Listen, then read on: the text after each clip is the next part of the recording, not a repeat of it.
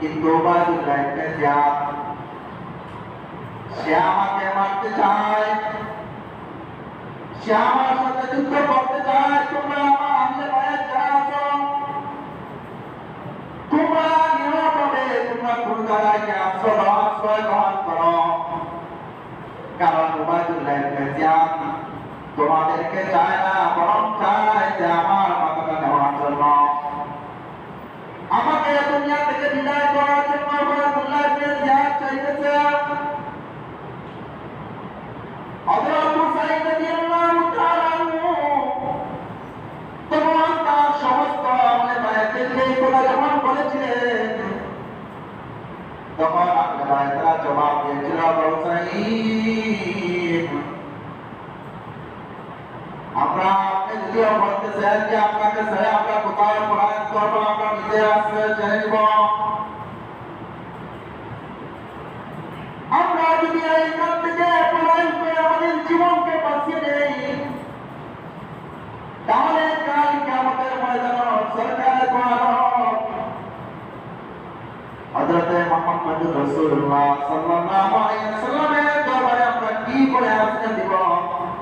রাসূল যদি আমাদেরকে জিজ্ঞাসা করেন, আমার নাতি হুসাইনকে তোমরা দুশমনের হাতে ফেলে কি জন্য তোমরা জীবন বাঁচিয়েছিলেন? আমাদের কোনো জবাব দেওয়ার মতো কোনো ক্ষমতা নাই।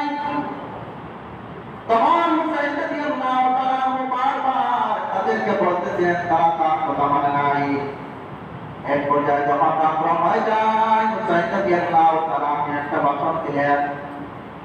ভাষণের মধ্যে তিনি দাঁড়িয়ে বলতেছেন, ও ওবায়দুল্লাহ ইবনে জিয়াদের সৈন্যবাহিনীরা শুনো, তোমরা কার গায়ের মধ্যে তরবারি চালাইতেছ? তোমরা কার শরীরের মধ্যে তীর নিক্ষেপ করার জন্য ইচ্ছা করছো? তোমরা কার শরীরের মধ্যে তরবারি চালানোর ইচ্ছা করছো? তোমরা কি জানো না? তোমরা কি জানো না? তোমাদের মধ্যে অনেক সাহাবায়ে কেরাম বড় সাহাবী আছেন, তাদের কাছে জিজ্ঞাসা করো, আমি হুসাইন কে? তোমরা কি আমার হুসাইন সম্পর্কে জানো না আমি কে? রাসূল বলেছেন, আল হাসানু ওয়াল হুসাইনু সাইয়্যিদা শাবাবি আহলিল জান্নাহ, যে আমরা হাসান আর হুসাইন আমরা জান্নাতের মধ্যে উভয় পুরুষদের সর্দার হব। তোমরা এমন মানুষের জান্নাতের সর্দারের গায়ে কি তোমরা হাত চালাইতে চাও? কোন জবাব দেয় না, আমরা নিঃসুপ অবস্থায় বসে আছে। হুসাইন আবার জবাব দিয়ে বলে, ওবায়দুল্লাহ ইবনে জিয়াদের সৈন্যবাহিনীরা, তোমরা আমাকে তরবার চালাতে চাও, তোমরা কি আমার সম্পর্কে জানো? সাইয়্যিদাতু নিসাই আহলিল জান্নাহ, মহিলাদের সর্দার কি হবে আমার মা ফাতেমা। তোমরা এমন মায়ের সন্তানের গায়ের মধ্যে তীর চালাইতে চাও, তোমরা এমন মায়ের সন্তানের গায়ে তরবারি চালাইতে দাও, তোমাদের কি একটু ভয় করে না? আমার বাবা সম্পর্কে রাসূল বলেছেন, আসাদুল্লাহ মালের হিমালয়ের আল্লাহর সিংহ। তোমরা এমন মানুষের সন্তানের গায়ে তীর চালাইতে চাও, ওই দিক থেকে কোনো জবাব আসে না, কেউ কোনো জবাব দেয় না। তিনি স্পষ্ট যখন বক্তব্য দিলেন, সকলেই মাথা নিচু থেকে দিয়ে চোখের পানি ফেলতেছে আর চিন্তা করতেছে, কারণ তখন তারা উপরের নির্দেশের কারণে আজকে তারা এমন মানুষের গায়ে তরবারি চালাইতে চাইতেছে। এমন অবস্থা আমাদের সমাজে দেখবেন অনেক আছে যারা অধীনস্থ, যারা সরকারের অধীনস্থ আছে, কিন্তু যখন উপরস্থ মানুষ যখন নির্দেশ করেছে অমুকের গায়ে তুমি গুলি করতে হবে, কিন্তু সে উপরের নির্দেশের কারণে সে মানতে বাধ্য হয়ে যায়, কিন্তু তার মন চায় না যে অমুকের গায়ে গুলি চালাবে।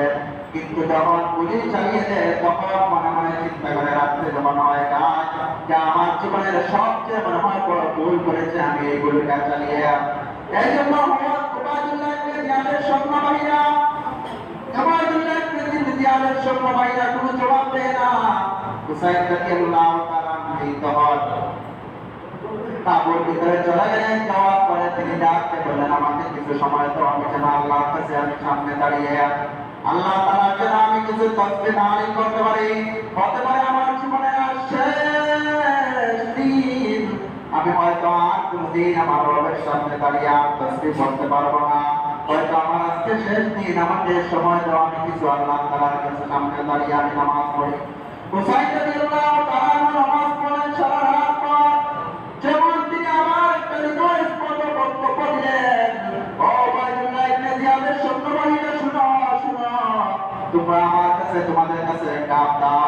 আমি তোমাদের সাথে যুদ্ধ করার জন্য আসি নাই, তোমাদের কাছে আমি চিন্তা অর্জন করছি। এক নম্বর আপনার হলো তোমরা আমাকে হয়তো হয়তো ইয়াজিদের কাছে আপনারা আমাকে নিয়ে যান, অথবা আপনারা কোনো মুসলিম অধ্যুষিত এলাকায় আমাদেরকে পাঠিয়ে দেন, আমরা সেখানে চলে যাব, অথবা আমাকে আপনারা আমার মদিনায় যেতে দেন, আমরা মদিনায় চলে যাব। এরপরে আমি চাই না আপনাদের সাথে আমি যুদ্ধ করব। মুসলমানদের যখন হুসাইনি কথা বললেন, উবাইদুল্লাহ ইবনে জিয়াদের সৈন্যবাহিনীরা কোনো জবাব দেয় না।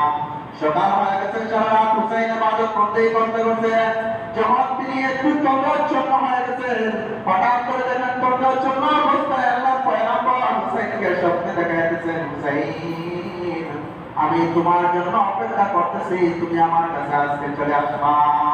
হুসাইন ঘুম থেকে লাফ দিয়ে উঠে গেলেন। উঠে যাওয়ার পরে যখন তিনি এমন অবস্থায়, তারপর জয়নব ছিল, জয়নব এই কথা দেখার পরে জয়নব বলল, ভাই কি হয়েছে? বলে আর আমার বেশি সময় বাকি নয়, অনেক লম্বা ইতিহাস, আমার বেশি সময় বাকি নয়। আমি আমার রাসূল আমার নানা আমার সাথে দেখা করেছেন, আমি আমার নানার কাছে হয়তো চলে যাব। কিছুক্ষণ পরে যুদ্ধ শুরু হয়ে গেছে, সকাল পরে যখন যুদ্ধ শুরু হয়ে গেছে, তখন যুদ্ধ শুরু হয়ে গেছে।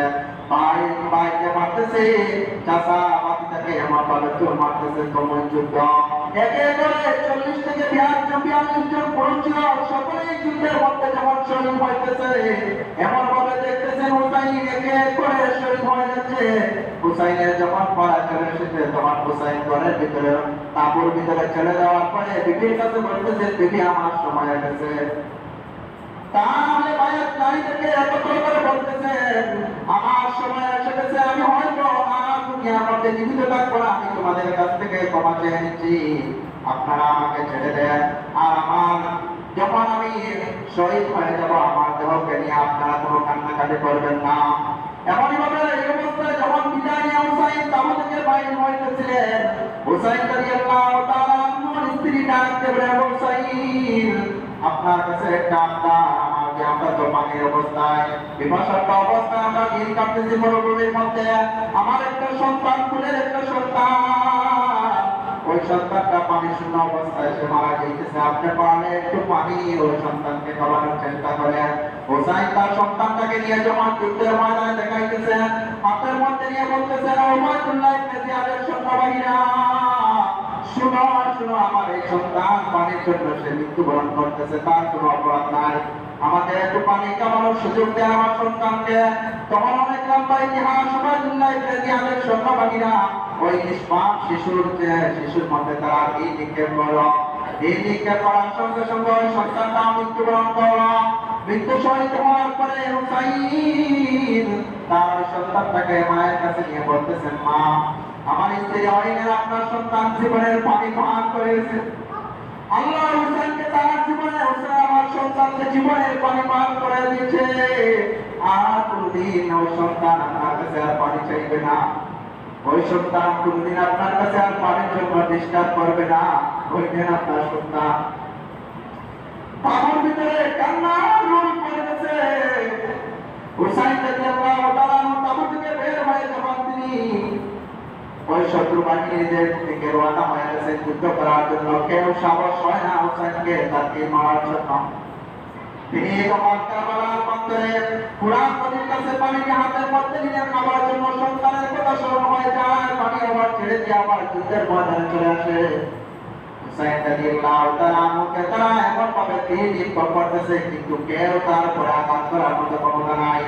হুসাইন যখন তীর নিক্ষেপ হওয়ার পরে শরীরটা নিস্তেজ হয়ে গেছে, উঠ থেকে তিনি নিচের মধ্যে নেমে গেছেন, তখন এমন অবস্থায় কেউ চায় না হুসাইনকে তরবারি দ্বারা আঘাত করবে, কারণ কে পাপের বোঝা দিলে কেউ চায় না। তখন ওই সময়ে সীমান নামক এক ব্যক্তি ছিল, দুনিয়ার মধ্যে সবচেয়ে নিকৃষ্ট নাম হলো সীমান।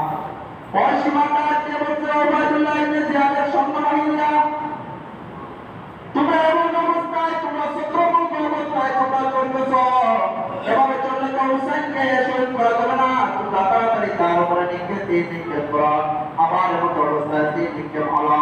হুসাইন রাদিয়াল্লাহু তাআলা তার শরীরটা নিস্তেজ হয়ে গেছে, কিন্তু কে ওই হুসাইনের মাথাটাকে আলাদা করবে কেউ সাহস করে না।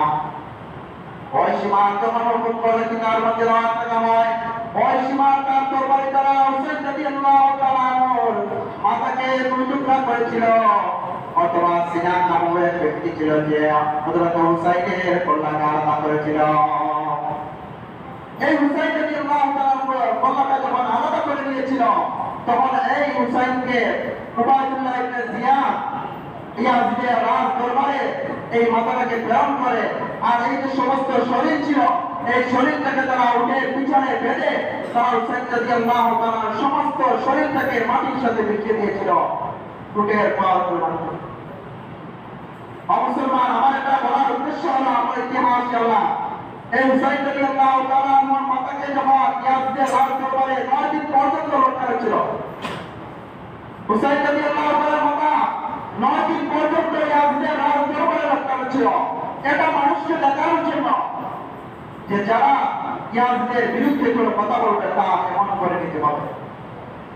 তো আসল মুসলমান ভাইরা আমার কথার উদ্দেশ্য হলো যে হযরত হুসাইন রাদিয়াল্লাহু তাআলা কি জন্য তিনি শহীদ হয়েছিলেন তার এই শহীদ হওয়ার পিছনে কারণ হলো তিনি কোনো বাতিলের সামনে কোনদিন মাথা নত করেন নাই। তিনি ইসলামকে প্রমাণ করার জন্য দ্বীনের জন্য তিনি শহীদ হয়েছিলেন। তিনি বাতিলের সামনে কখনো মাথা নত করেন নাই। এটা থেকে আমাদের শিক্ষা হলো যে আমরা যদি আমাদের আজকে ঢাকার সামনে অনেক নাস্তিক মুদ্রাদের কথা বলে কিন্তু আমরা এতটুকু আমাদের মুসলমান হয়েছে আমরা প্রতিবাদ করার মতো আমরা কোনো সাহস পাই না। কারণ কি আমাদের ইমান দুর্বল হয়ে গেছে। অনেক নাস্তিক মুদ্রাদ আমার নবীর কথা বলে কিন্তু আমরা সাহস পাই না তাকে কোনো কথা বলা। আপনার ইমান দুর্বল হয়ে গেছে।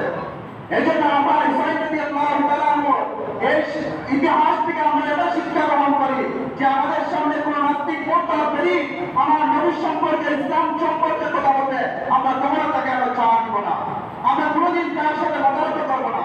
কারণ হুসাইন রাদিয়াল্লাহু তাআলা তিনি ইচ্ছা করলে তিনি শহীদ না হয়ে ইয়াজিদের হাতে বায়াত গ্রহণ করতে পারতেন, কিন্তু কেন করেন নাই? এই দুঃসাহস তিনি কেন করেন নাই? যে ইয়াজিদ একটা হলো রাষ্ট্রক্ষমতায় সে নির্জুম ভাবে সে ক্ষমতায় এসেছে তারা সে নিরীহ মুসলমানের উপরে জুলুম করতেছে, তার উপরে আমি কখনো বায়াত গ্রহণ করতে পারি না।